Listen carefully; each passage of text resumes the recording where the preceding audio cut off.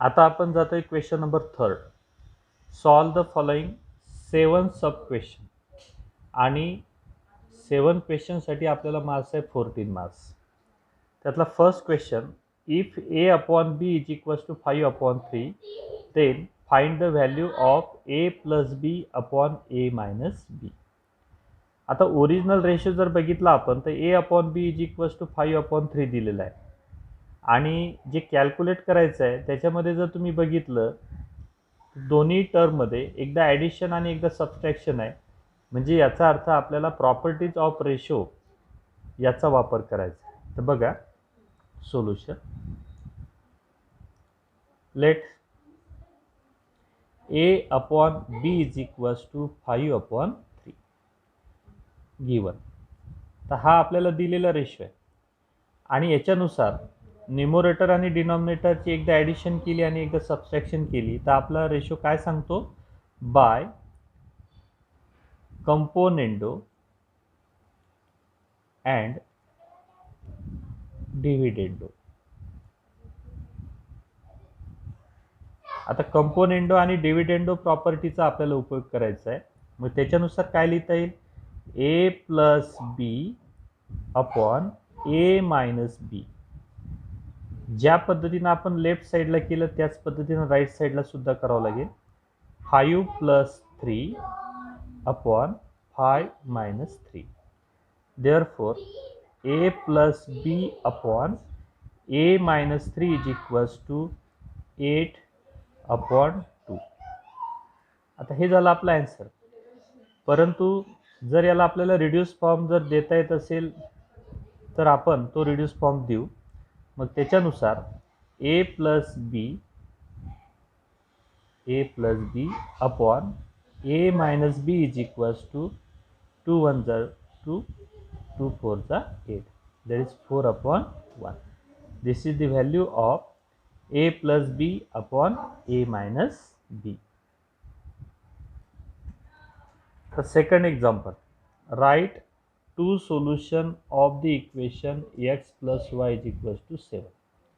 आता आपल्याला जे दिलेले इक्वेशन आहे ते आहे x plus y is equals to 7. आता या इक्वेशनचे आपल्याला काय करायचे, सोल्युशन काढायचे. आता सुरुवातीला सोल्युशन कशाला म्हणतो आपण, that is the value of this variable. Values of the variable satisfy the given equation. Satisfy the given equation means when we substitute the values of this variable, then the left hand side and right hand sides are equal, then the values are called solutions. तर आपल्याला आता याचे काय करायचे आहेत, solution शोधायचे आहेत. तर बघा solution, let the given equation is x plus y is equals to 7. We can find the value of x and value of y such that the addition of these two value becomes equals to 7. मग आपल्याला simple method आहे. आता simple मेथडसाठी जर तुम्ही गेले तर समजा आपण x इज इक्वल्स टू जर 2 ठेवला, when we substitute the value of x is equals to 2, then what is the value of y, that is the addition will be get at equals to 7. x ची किंमत 2 जर आपण ठेवली तर y ची किंमत किती ठेवली म्हणजे आपल्याला 7 मिळेल. अर्थात या ठिकाणी y is equals to 5. therefore the first pair is 2 5. second, suppose x is equals to 4. x is equals to 4. आता x इज इक्वल्स टू 4 जर आपण या इक्वेशनमध्ये जर सबस्टिट्यूट केलं तर y इज इक्वल्स टू काय मिळेल आपल्याला 3. Therefore the pair is 4, 3. That आणि व्हेरिफिकेशन नाही करता येईल. 2 + 5 7, 4 + 3 7. Similarly we can find maximum number of pair, but in this example we have to find only 2 solution and therefore the solution of the equations are 2 5 4 3. These two pairs. Question number 3. Find the factor of the polynomial x square minus 3x minus 28. आता ही जी आपल्याला polynomial दिलेली ही quadratic polynomial आहे आणि quadratic polynomial आहे आणि याचे आपल्याला factor जे शोधायचे आहेत हे आपल्याला 2 फॅक्टर या ठिकाणी येणं अपेक्षित आहे, कारण याची डिग्री सुद्धा किती आहे 2. आता दिलेलं इक्वेशन काय आहे, x² - 3x - 28. आता याला फॅक्टराईज करत असताना -28 हा फॅक्टर जर आपण थोडासा बाजूला जर ठेवला तर याचे आपल्याला अशा प्रकारचे 2 फॅक्टर शोधायचे आहेत की जी मिडल टर्म आहे, मिडल टर्म आपल्याला भेटली पाहिजे. आता दुसरा एक मुद्दा असा की याचं साईन आपल्याला मायनस आहे, म्हणजे 100% हे जे 2 फॅक्टर आहेत त्याच्यातला एक फॅक्टर प्लस आणि एक फॅक्टर मायनस, म्हणजे आपल्याला सबस्ट्रॅक्शन करायची आहे. मग आता अशा प्रकारच्या 2 संख्या फाइंड आउट करायच्या आहे की ज्यांचं मल्टिप्लिकेशन आपल्याला 28 मिळेल आणि त्यांच्यामधला जो डिफरन्स आहे हा डिफरन्स आपल्याला 3 आला पाहिजे. अशा कोणत्या प्रकारच्या संख्या असतील, कोणत्या प्रकारच्या संख्या असतील, 4 7 जा 28 म्हणजे 7 चौक 28. आता 7 आणि 4 अशा प्रकारचे 2 आपण संख्या शोधल्या, परंतु इथं जे साईन आहे हे साईन आपण कोणत्या संख्येला देतो, बिगर नंबरला. मग बिगर नंबर कोणती आहे, मायनस, आणि 4 कशी आहे, स्मॉलर. म्हणजे आपल्या ज्या 2 पेअर असतील त्या 2 पेअरपैकी एक +4 आणि दुसरी -7. तर हे आपले 2 फॅक्टर झाले. तर हे 2 फॅक्टर आपल्याला इथं घेता येतील, x² + 4x - 7x - 28. आपण आता लिहिलेलं सगळं बरोबर आहे का एकदा खात्री करून घ्या. +4x - 7x याचं सबस्ट्रॅक्शन जर केलं तर -3x आपल्याला मिळते. पेअरिंग करू आपण, first pair, second pair. From the first pair we can find out the common factor. Common factor is x. Then in bracket x plus 4. X plus 4. Then the sign minus. 7x 28. Common factor 7. Therefore x plus 4. Verify करून घ्या. x into x, x² plus 4x minus 7x minus plus minus 7 4 जा 28. Common factor परत common काढून घेऊ आपण, x plus 4 and remaining factor that is x minus 7. Therefore the factors of the polynomial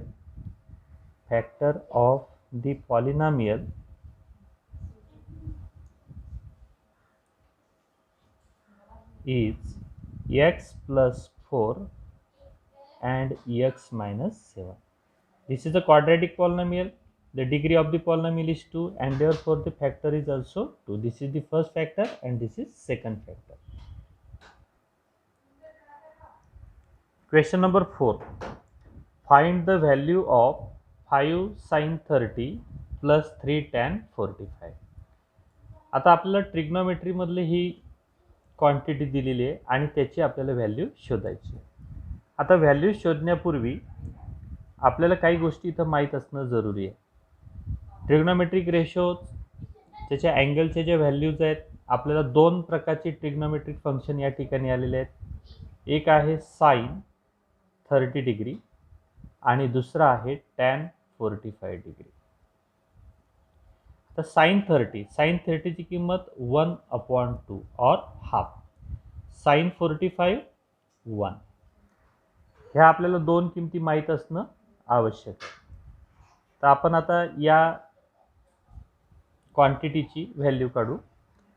5 time sine 30 degree plus 3 tan 45 degree that is equals to 5 into, substitute the value of sin 30, 1/2 plus 3 into, substitute the value of tan 45, 1.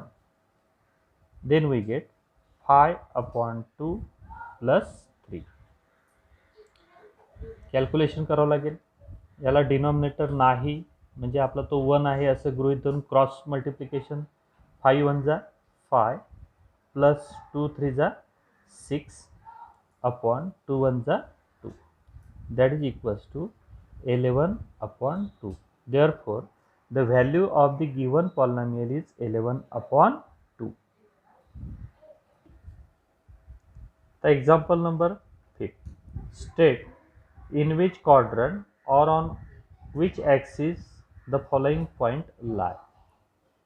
आपल्याला आता ABCD हे 4 point दिलेले आहेत आणि या 4 पॉईंटला आपल्याला बघायचं आहे की ते क्वाड्रंटमध्ये आहेत की ॲक्सिसवरती आहेत. आता सर्वप्रथम आपल्याला हे माहीत पाहिजे, when x axis and y axis intersect each other, then there are 4 quadrants are formed. In the first quadrant the signs are plus plus, in second quadrant minus plus, in third quadrant minus minus, and in fourth quadrant that is plus minus. This is the first quadrant, second quadrant, third quadrant and fourth quadrant. आता हे क्वाड्रंटचं जर निरीक्षण केलं तर लगेच तुमच्या लक्षात येईल की आपल्याला हे जे दिलेले पॉईंट आहेत हे कोणत्या क्वाड्रंटमध्ये किंवा कोणत्या ॲक्सिसमध्ये आहेत हे आपल्याला सांगता येईल. First point A, the coordinate of the point A are 12,0. आता 12,0 याच्यामध्ये जर तुम्ही बघितलं तर वाय कोऑर्डिनेट 0 आहे. वाय कोऑर्डिनेट 0 आहे म्हणजे याचा अर्थ हा जो पॉईंट आहे हा आपला कुठे असेल तर हा ॲक्सिसवर असेल. मग ॲक्सिसवर असेल तर मग कोणता ॲक्सिस असेल तर एक्स ॲक्सिस. एक्स ॲक्सिसवर का? कारण त्याचा वाय कोऑर्डिनेट काय दिलेलं आहे आपल्याला 0 दिलेलं आहे. Second point B, the coordinate of the B points are -5 and -2. Both coordinates are negative minus minus. Then the point lies in which quadrant? That is in the third quadrant.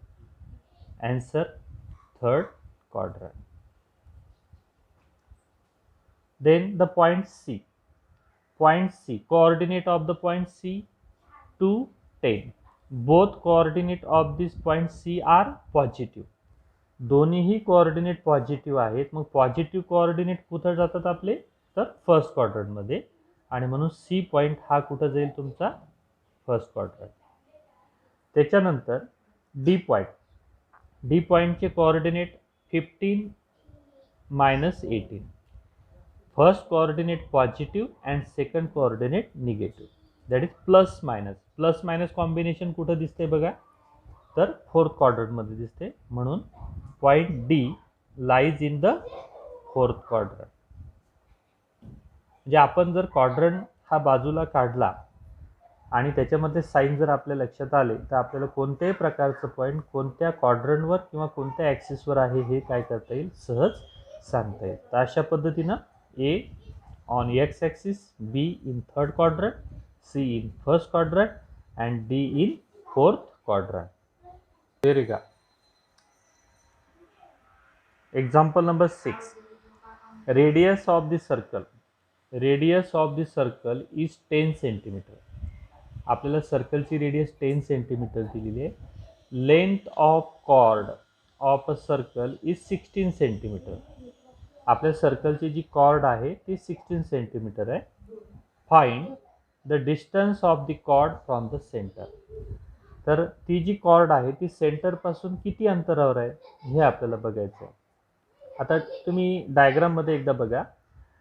O be the center of the circle. O be the center of the circle.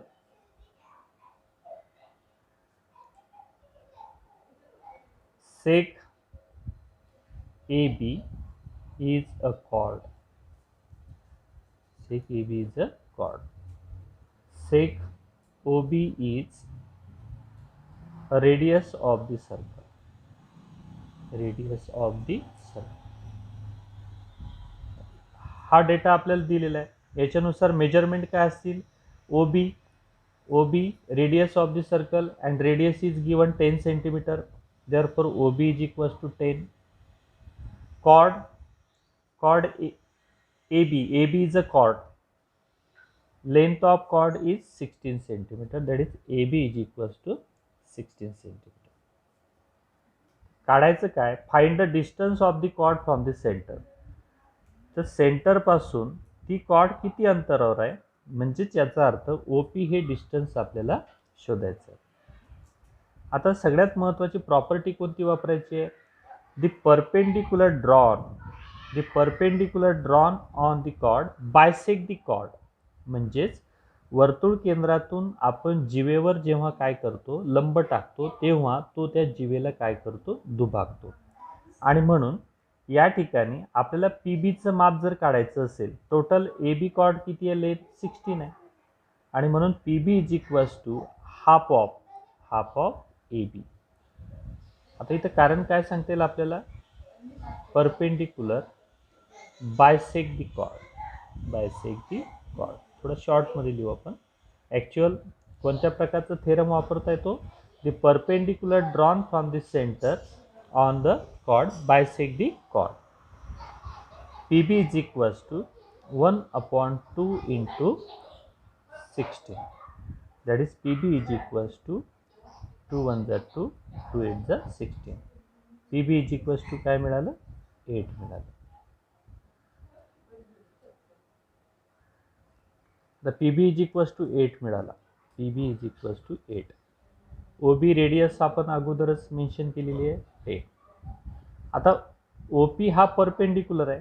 OP हा perpendicular असल्याने, कारण त्याच्याशिवाय आपल्याला इथं bisect करता नाही आलं, 8 8 सेक OP perpendicular सेक AB हे ऑलरेडी आहे, नो प्रॉब्लेम.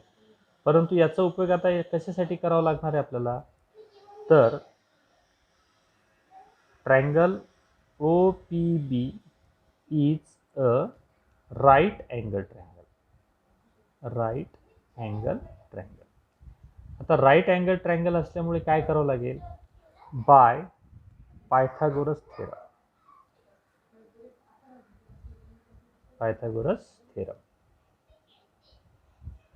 तर पायथागोरस थेरमचा उपयोग केल्यानंतर काय लक्षात येईल?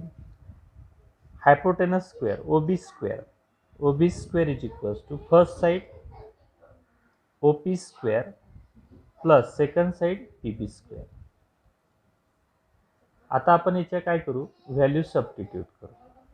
आता व्हॅल्यू सबस्टिट्यूट केल्यानंतर काय होते बघा? OB 10 square is equals to OP आपल्याला फाइंड आउट करायचं आहे, शोधायचं आहे. OP तसंच ठेवा, OP स्क्वेअर प्लस PBची व्हॅल्यू किती आहे? 8 स्क्वेअर. आता त्याच्यानुसार 10 square 100 is equals to OP square plus 8 square 64 left साईडला घ्या. 100 minus 64 is equals to OP square. म्हणजेच याचा अर्थ OP square is equals to 36. 100मधून 64 सबस्ट्रॅक्ट केले तर 64. Taking square route. आता स्क्वेअर रूट घेतल्यानंतर काय मिळेल? तर OP इज इक्वल्स टू आपल्याला मिळेल 6. OP इज इक्वल्स टू काय मिळालं? 6. म्हणजेच याचा अर्थ distance of the cord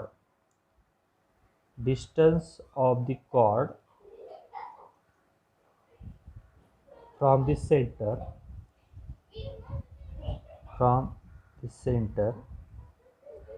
is 6 आणि युनिट काय दिलेलं आहे?